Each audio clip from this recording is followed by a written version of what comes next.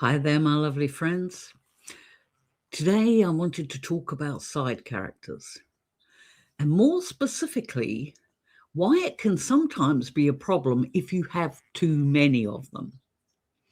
So, if you've ever struggled with that question before, or if you have an opinion on it, then maybe you want to grab yourself a cuppa and let's talk about that. Now, of course, side characters are important, and I do believe I've done videos on that before. A side character gives your main characters somebody to talk to, somebody to relate to. It means that your main characters aren't walking around the world in a vacuum. They essentially, their interactions with other people can show how friendly they are or not, and it can show how they relate to the world in general. So having secondary characters is particularly important, especially actually in all stories, whether they be science fiction or mystery. There's always some sort of sidekick in a mystery story. And then, of course, in romances, our main characters have to have somebody else to talk to. But what is it a secondary character actually does? For me personally, I look at secondary characters as a way of helping to provide more depth in a story.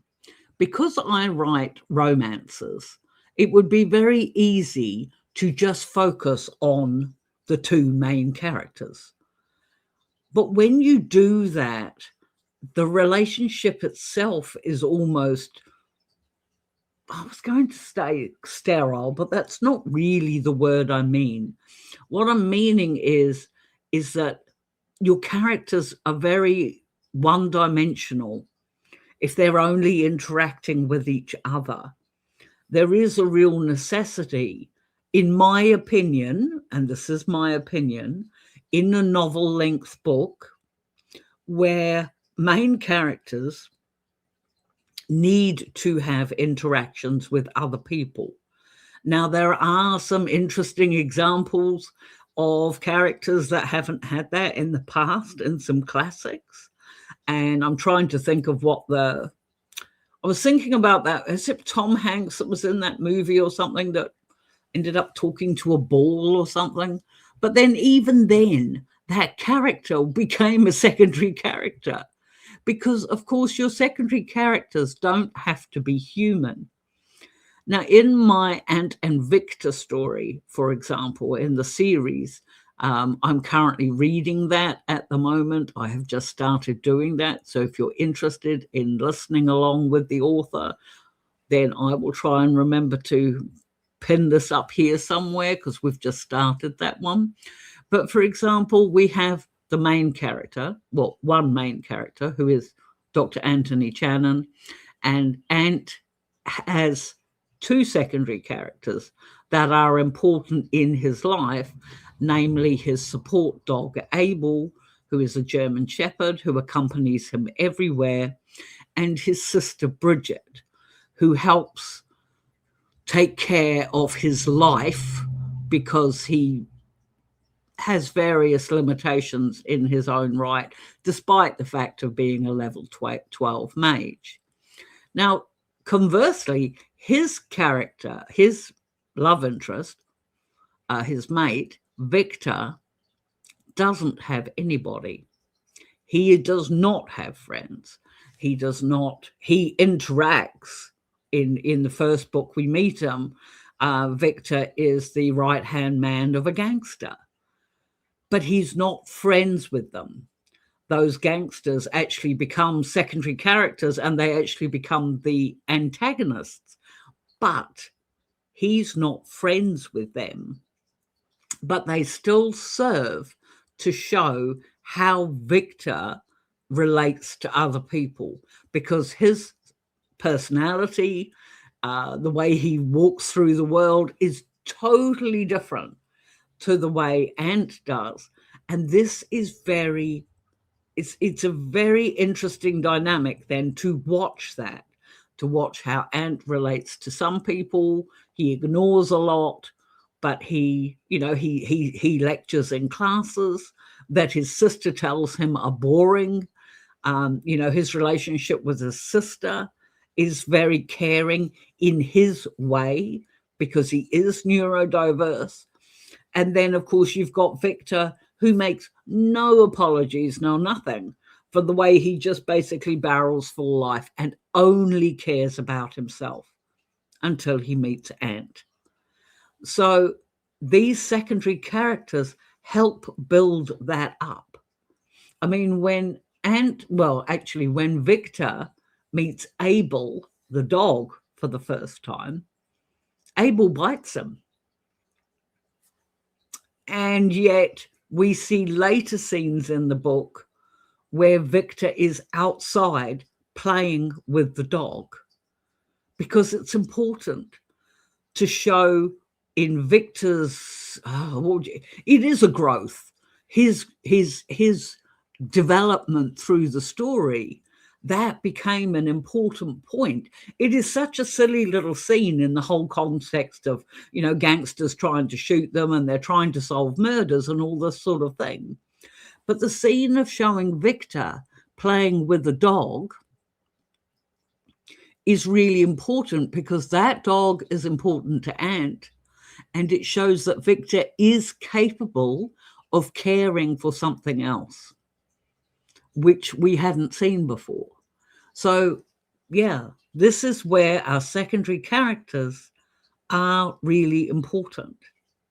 However, there is a couple of problems that can happen with secondary characters.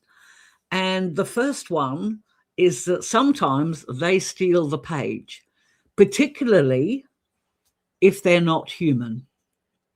And of course, I'm referring to cats. Cats do it all the time. My last book that I put out recently was Dragons Can't Date. Perfectly silly story about 3 dragons all trying to court one human and being total nuisances and being silly about it. But the number of readers who came back to me, and they weren't really they enjoyed the dragons and thought they were funny. They adored Sam, which was the whole point, our human. But what they came back to me time and time again about was Basil, Sam's cat, who absolutely hated the dragons. And it's just, and when I talk about, I'm going into the next book, part of that is my readers want to see how Basil is going to get on living in a dragon's mansion and probably lording over the whole thing. And the thing is as a secondary character, Basil really relates in that respect, because how many people have snotty cats who rule the household and who are demanding and possessive and territorial and all those things that in this particular story humans weren't, characters weren't supposed to be, but Basil can get away with it because he's a cat. So you see how in those examples the secondary characters give color, they give depth, they add another dimension to the story. And as I say, they don't have to be human. Pets absolutely crush it as secondary characters if they're written in a fun way. I'll let you know about children, because I don't generally put children in my stories. However, in my latest book that's due out probably around the time this video goes up, Sobek's Joy, my main character there, Rudy, is a guardian to 3 children. So I don't typically write those stories with children in, but I dug deep, remembered what it was like to be a parent, and thought, let's give this a try. Because what would upset a crocodile god more, but also call to him more, than the lure of a family? Anyway, that's a sidetrack thing. What do we do if we have too many side characters? Now, some of you may be thinking, there's no such thing. You can have all sorts of people. Surely, if secondary characters help give the story depth, then having a whole bunch of secondary characters is going to just make the story more complex and, provide more opportunities for ways of seeing the main characters move through the plot. But the problem with having too many secondary characters is that readers get overloaded. There's only so much their brains can comprehend at the one time. And if you're asking them to relate to everybody, quite often that becomes too confusing. Now, some of that is my own personal preference when it comes to reading and writing. I do not believe in having too many secondary characters in a story because I find it too difficult to keep track of who everybody is and what they're supposed to be doing. And plus which, when I'm reading a story, because I read mostly romance, I want to be focused on the couple that I'm following, or the triple or the quadruple or the whatever. It doesn't matter. But I want to be focused on the main people in the book, not having all these little side quests every 5 minutes. So to me, I find it particularly confusing if I pick up a book and I'm suddenly going off on some tangent here, there, or everywhere. And I'm like, who was that person again? And why is he important? And I think that brings us back to the crux of the whole point of secondary characters. Secondary characters have to have a point. They have to have a reason for being on the page. But that reason has to do with the main character. They are either running their own little subplot, which ties into something that the main characters are having to deal with as well, or they are providing the best friend shoulder to cry on, savvy advice, wisecracking sidekick, whatever it is that helps show the main character a way forward on a particularly sticky plot point, perhaps. They have to have a reason.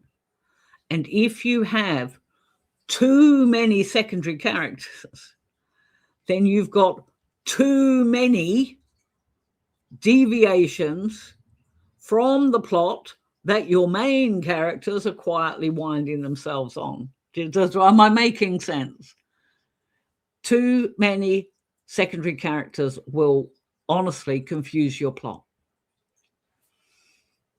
But a few well-placed secondary characters can actually be the making of your book, because how they come across on the page and how the main characters interact with them can be a huge part of showing the main character's character and personality. And of course, with including a couple of secondary characters, you've quite often got the chance for that character, the secondary one, to have a book of their own. And that's how series are born.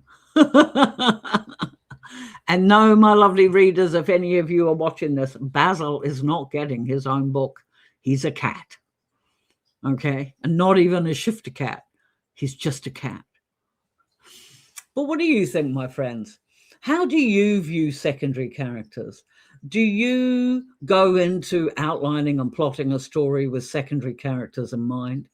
Or are you like me as a pantser who thinks, oh, my character needs somebody to talk to, and the secondary characters just evolve from there? What part do you think that your secondary characters play in your plot? And more importantly, what part do they play in the life of your main characters? Do you think it's possible to have too many secondary characters in a book? And if you do or don't, how many secondary characters do you think a story needs? Is it genre dependent? Or is it just personal reading preference?